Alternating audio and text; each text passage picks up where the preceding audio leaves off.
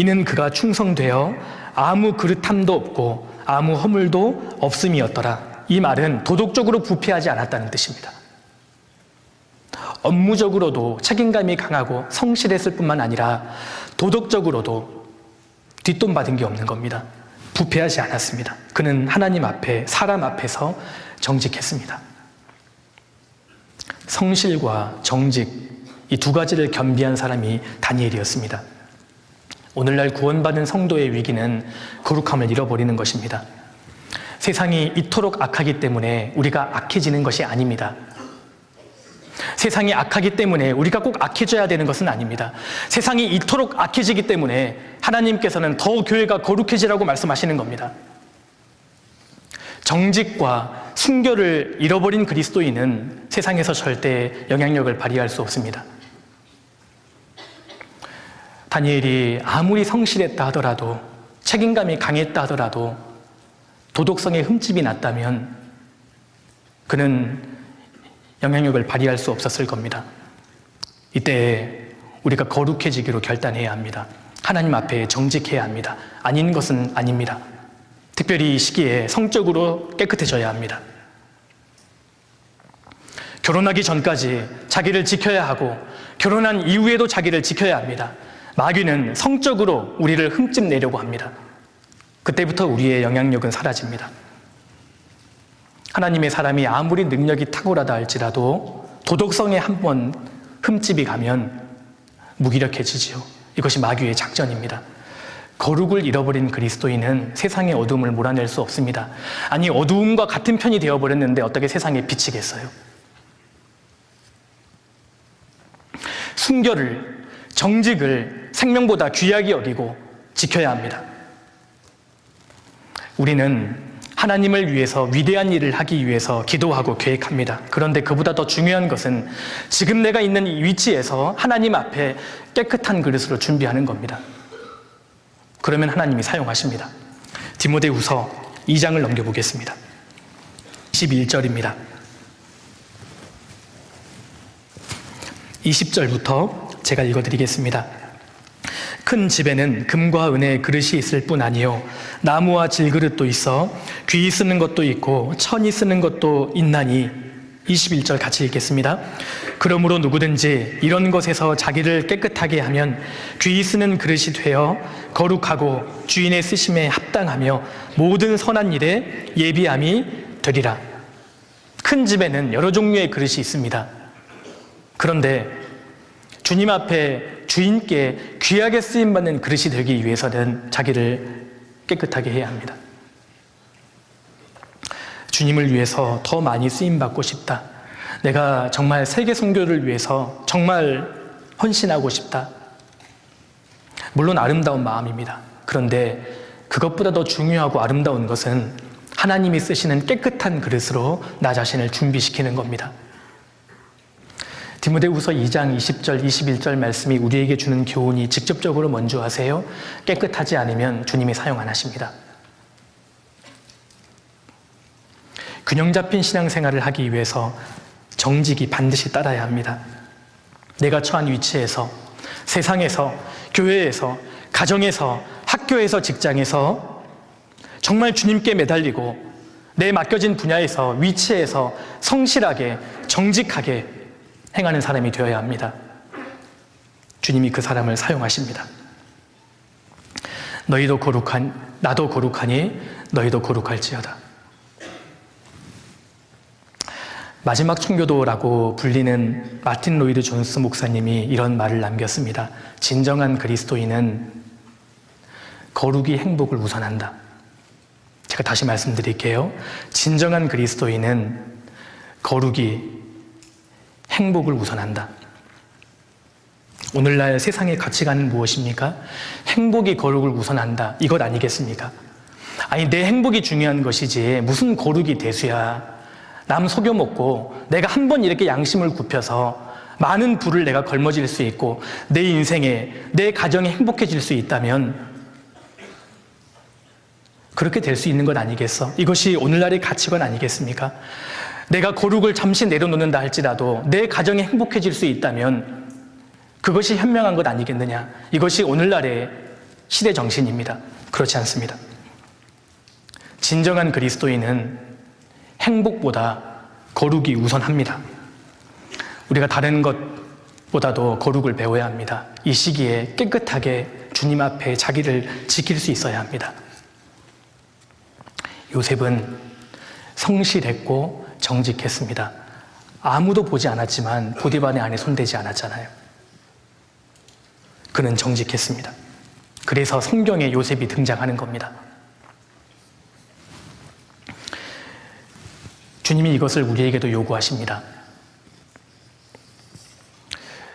중고등학교 시절에 혹은 대학교 강의실 책상 위에 빼곡하게 적혀있는 컨닝 낙서를 보신 분 계시는지 모르겠습니다.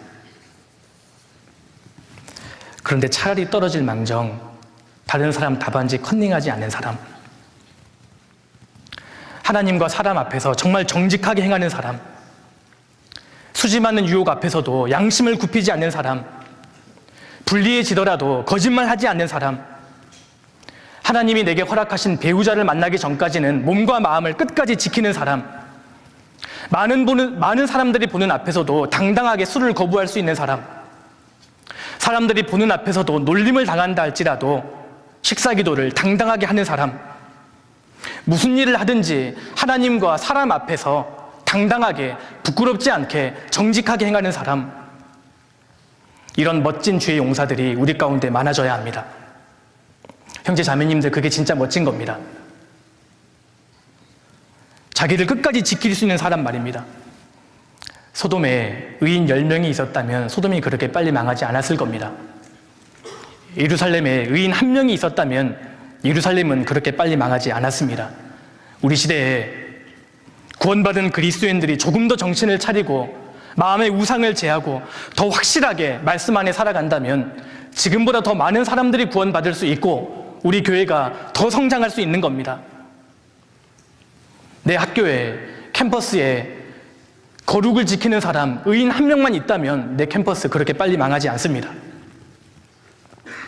거룩의 영향력은 지대합니다. 정직해야 합니다. 경남 거창고등학교 혹시 들어보신 분 계시는지 모르겠습니다. 혹시 여기에 그 출신 계시는지 모르겠습니다. 거창고등학교는 미국의 한 교회의 후원을 받아서 세워진 학교인데요. 이 학교의 교훈이 여호와를 경외하는 것이 지식의 근본이랍니다. 이 학교의 초대 교장 선생님이 굉장히 훌륭하신 분이더라고요. 그래서 지금까지도 이 학교는 학생들을 대학 보내는 것에 집중하지 않고 사람 만드는 것에 집중한답니다. 그리고 이 학교 이 로비에는 이 직업 선택 10계명이 붙어 있답니다. 이런 내용이 돼요. 첫 번째, 월급이 적은 쪽을 택하라. 두 번째, 내가 원하는 곳이 아니라 나를 필요로 하는 곳으로 택하라. 세 번째, 승진의 기회가 거의 없는 쪽을 택하라. 네 번째, 모든 것이 갖추어진 곳을 피하고 처음부터 시작해야 하는 황무지를 택하라. 다섯 번째, 앞을 다투어 모여드는 곳을 절대 가지 말라. 아무도 가지 않은 곳으로 가라. 여섯 번째, 장래성이 전혀 없다고 생각되는 곳으로 가라. 일곱 번째, 사회적 존경 같은 건 바라볼 수 없는 곳으로 가라. 여덟 번째, 한 가운데가 아니라 가장자리로 가라. 아홉 번째, 부모나 아내나 약혼자가 결사 반대하는 곳이면 틀림없다. 마지막, 왕관이 아니라 단두대가 기다리고 있는 곳으로 가라. 무슨 뜻이겠습니까? 눈에 보이는 가치가 아니라 눈에 보이지 않는 더 중요한 가치를 향해 가라, 그 뜻 아니겠습니까?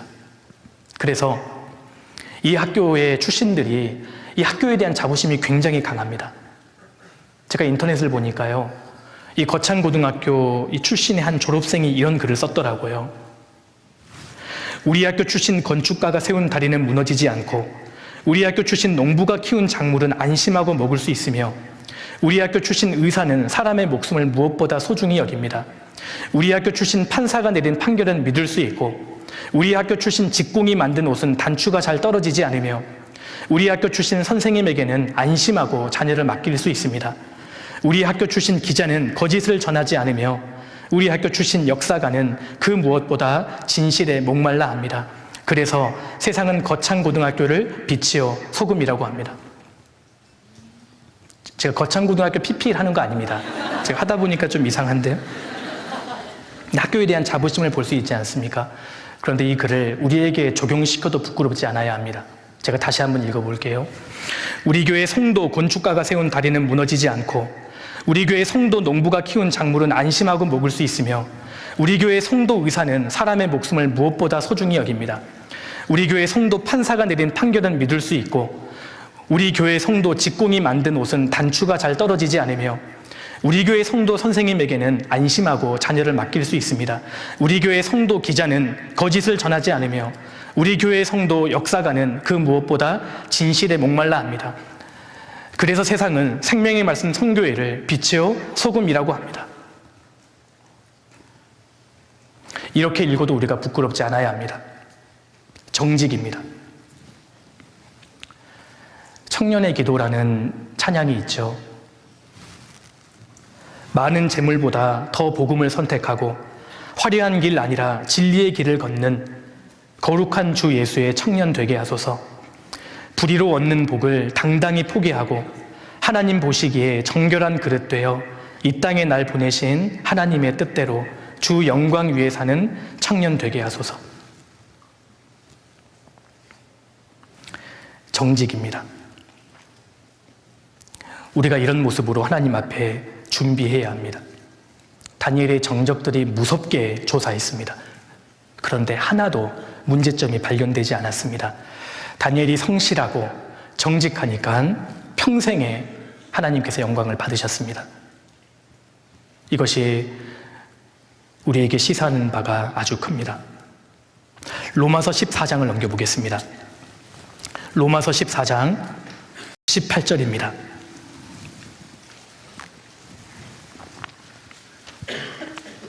균형 잡힌 그리스도인의 결과입니다. 로마서 14장 18절입니다. 같이 읽겠습니다. 이로써 그리스도를 섬기는 자는 하나님께 기뻐하심을 받으며 사람에게도 칭찬을 받느니라. 균형 잡힌 그리스도인, 이 사람이 진정으로 그리스도를 섬기는 자라고 할 수 있습니다. 그 사람은 하나님께 기뻐하심을 받을 뿐만 아니라 사람에게도 칭찬을 받게 됩니다. 다니엘은 하늘의 비전을 보는 하늘의 사람이었지만 자기가 발붙이고 사는 현실에서 아주 성실하고 책임감이 강했습니다. 다니엘은 하늘에 소망을 두는 사람이었지만 학교 등교 시간에 늦지 않았습니다. 다니엘은 어제 늦게까지 교제했다고 해서 학교 수업 시간에 조는 법이 없었습니다. 다니엘은 하나님을 만난다고 해서 인간관계에 소리하는 사람이 아니었습니다. 다니엘은 그래서 탁월한 사람이 됩니다. 이 다니엘의 모습이 우리에게 부끄러움을 줍니다. 우리가 그래야 합니다. 우리도 하늘을 바라보는 마음은 뜨거운 사람이지만 현실에서는 아주 냉정하고 차분하고 성실하고 정직한 사람들이 되어야 합니다. 그 사람이 바로 이 시대의 다니엘입니다. 다니엘은 바벨론과 페르시아 이 두 나라를 다 경험을 합니다. 바벨론과 페르시아는 전혀 다른 나라입니다. 동서양이 다른 것처럼 아주 상이한 나라입니다. 그런데 왕들과 고위 관료들은 하나같이 다니엘을 사랑했습니다. 느부갓네살도 다리오 왕도 다니엘을 사랑했습니다. 그뿐만이 아니라 환관장이나 시위대장 같은 사람들도 다니엘을 하나같이 존경했습니다. 그는 하나님을 믿는다고 해서 사람들 소홀히 대하지 않았습니다. 그는 일상에서 아주 성실했고 정직했습니다. 마지막 시대에 우리가 다니엘이 되어야 합니다. 그리스도인들은 내가 처한 모든 위치에서 성실함과 정직함을 보여주어야 합니다. 이걸 우리가 준비해야 합니다. 세상은 우리가 어쩔 수 없이 가는 곳이 아닙니다. 교회는 도피처가 되어서는 안 됩니다. 우리가 오히려 적극적으로 세상 속에 들어가서 적진 속에 과감하게 들어가서 빛을 비추어야 합니다. 하나님 그 모습을 보기를 원하십니다. 이 청년의 시기에, 대학생의 시기에 우리가 정말 주님을 매달리는 가운데 성실하고 그리고 정직하게 이 시기를 보낸다면 하나님께서 그 사람을 기억하시고 반드시 사용해 주실 겁니다. 주님은 오늘 또 사람들을 찾고 계십니다. 이 시대의 다니엘과 같은 사람, 요셉과 다윗과 같은 사람을 보고 계십니다. 균형 잡힌 그리스도인이 되어야 합니다.